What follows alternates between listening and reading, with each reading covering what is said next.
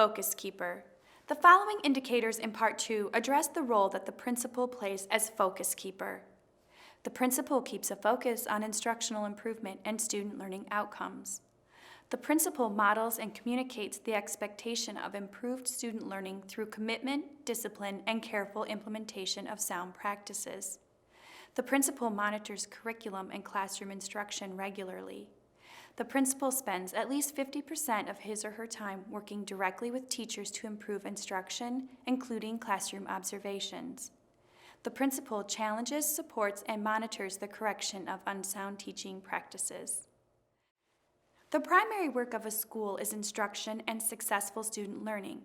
Everything and everyone exists to support that. So when we look at the first indicator of this role segment, it seems obvious that the principal keeps a focus on instructional improvement and student learning outcomes. But as we all know, that's not always so easy given the complexities of schooling today. There are many principals, however, who have figured out exactly how to keep instructional improvement and student learning the focus of their school. While some of their practices require a little more effort than others, there is no question where priorities lie in these schools. Let's listen to this principal talk about the ways to keep everyone's eyes on the prize: improved instruction and student learning. I try and spend at least 51% of the day in the classrooms. It's hard because I get pulled out of the classrooms a lot. But like this morning, I got a chance to go into the fourth grade math class. I stayed in there for that first hour to see those tier 1 children, the children that can get the instruction right in front, flat foot teaching in front. And then I had to come back at 10:30 because I needed to check on the tier 2 children. Those are the children that's struggling. And as a leader, I've got to look at the report cards. I've got to look at our data. I've got to have the collaborative meetings with my teachers, third grade meetings, fourth grade meetings. I've got to put a vision up there to show them these are the children that are fearful of missing the mark. What can we do to help each other? I just have to be on top of everything. I can't do it all here at school. So I find myself taking things home at night. I'm looking at what I need to look at tomorrow. Where should I be tomorrow? Who do I need to contact to get up here? So I'm setting up conferences with parents. When I leave here, I've got to make phone calls because I've got to get some parents up here to get them involved and to show them this is what we need you to do to help us save this child. As a principal, I find myself a cheerleader for these children. And I'm motivated. I come in, I'm happy-go-lucky because this is a part of my personality. When I go into the classrooms, I'm excited. I'm here. What are you going to show Miss Humphrey today? And they're excited to produce, to show me what you know. And those that cannot show me what you know, then you miss the mark. And then I have to have that private conversation with the teacher. We talk about the students that could not tell me what they knew because somehow they did. Now, what kind of strategies and interventions can we do to get to these children? And that's what I have to do on a daily basis. I feel that Ms. Fry spends probably, 75% of her time doing curriculum and monitoring to see where the staff and the students are. I would say she's probably monitoring daily, and you can tell because she'll walk through your classroom, and it's the kids are willing to share. There is a list of expectations that all teachers should be doing, within their classroom. And when she walks in, she'll just kind of let you know, I have passed up the list. This is, what my expectations are and what the goals are. We'd like you to be following the standards. And so when she walks in, of course there's just impromptu observations, and then there's set up time observations, and it's encouragement really. She can see who's struggling, who the students are, We have conversations to discuss what we can do. I mean, she doesn't leave it to you. She doesn't walk in and say, "You're not doing this." She comes in and she says, "Hey, I have an idea. Let's talk this over. What do you think?" And then I'll say, "Well, what if we do that?" So you kind of make a compromise. She comes in, she sees that it can't be done just that way right then and there, so she does make compromise. She does walk in, help students, ask them questions. And then even after school or before school, she'll walk by, see what they're working on, what they're reading, inquire about the book. So she's very organized and structured with, what we are working on. A very dedicated and focused principal, wouldn't you agree?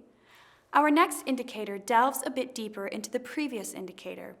The principal, in his role as an instructional leader, models and communicates expectations for staff, students, and for himself for improved instruction and successful student learning, and creates processes and structures to support it. The principal models and communicates the expectation of improved student learning through commitment, discipline, and careful implementation of sound practices. Let's consider this example. A principal instituted new benchmark tests and set aside time every 9 weeks to carefully review the results with his teachers. He kept a notebook with the names of every student and how well he or she did on each test, using a color coding system to quickly identify the students who needed a little bit of improvement and those who needed a lot of improvement in order to pass the state tests. Through classroom visits and instructional team meetings, he and his teachers spent time every 2 weeks reviewing instructional plans and classroom delivery, and identifying what students are learning and how to strengthen instructional plans to reach every student.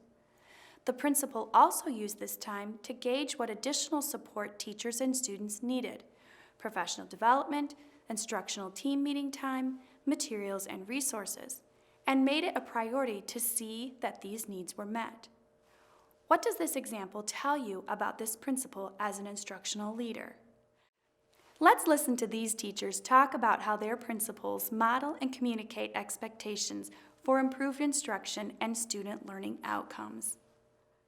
Number one, at the beginning of the school year, he sets out his expectations with the classroom teachers by meeting with us as a body and going over those expectations. Throughout the school year, he meets with us by grade level and discuss, how well we're doing, what we need to improve on. Some other things that he would like to see us do. He may even identify certain students that we need to key in on, because basically he's gone through himself and maybe notice some students are still struggling, and who's struggling, who's on target. And so because he's aware of that, he lets us know that and let us know what his expectations are for those students before the next meeting.